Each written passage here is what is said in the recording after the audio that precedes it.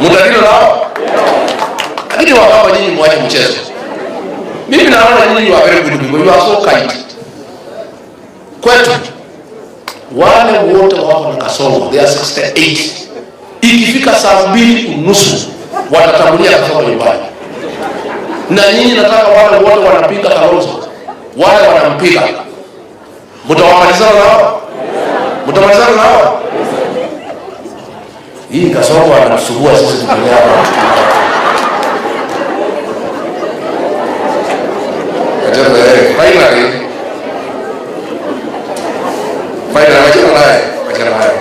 Finally mmesikia mambo ya Singapore. Ni uongo si uongo? Mmesikia mambo ya Singapore? Ni uongo si uongo? Mnajua ni uongo?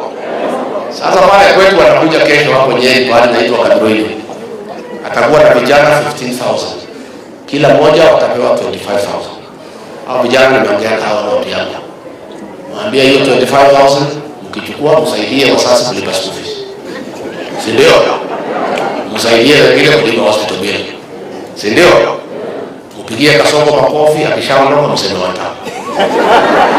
Si ndio? Si iko namna hiyo? Lakini tumekubaliana akienda area za miti.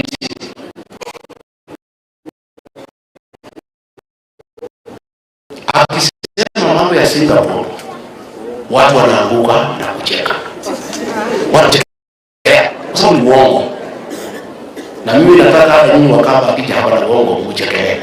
Mtamchekelea? Tufanye practice kidogo. Tufanye. Nione kama unajua kuchekelea huyo uongo. Haya, watu ya Kadhiani fika hapa. Mimi najua hapo kunichagua, lakini nimejipanga na kina kawaida nyingine. Na mimi najua sijafanya kazi ya Mkabani. Mambo ya maji bado, mambo ya barabara bado. Najua huyu Kalonzo naona apeleke nyinyi vizuri, kama angekuwa na mimi labda ningefanya kazi. Lakini msijali nyinyi wa Kenya. Msijali. Najua hii maneno ya bottom up haijafanya kazi. Hiyo mpango ilikuwa ni wakati kidogo. Sikuwa nimeunda vile nilitaka. Lakini vile nimekuwa rais, nimepata wataalamu, nimepanga vizuri.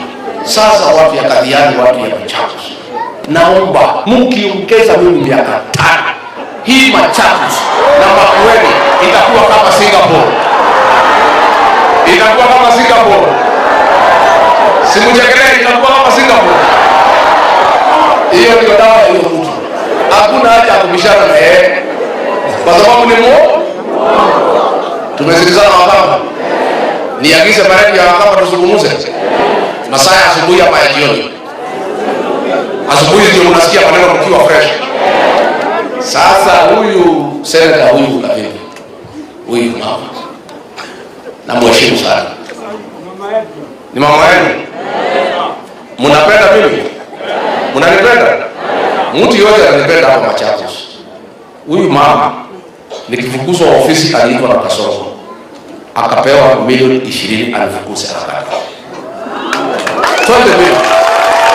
So mimi ile mtu yote ananipenda, mpatie huyu mama kura aendelee kwa seneta. Kwa sababu sasa ukiona mtu anataka 20 milioni, muungwana si muungwana? Mtamsaidia?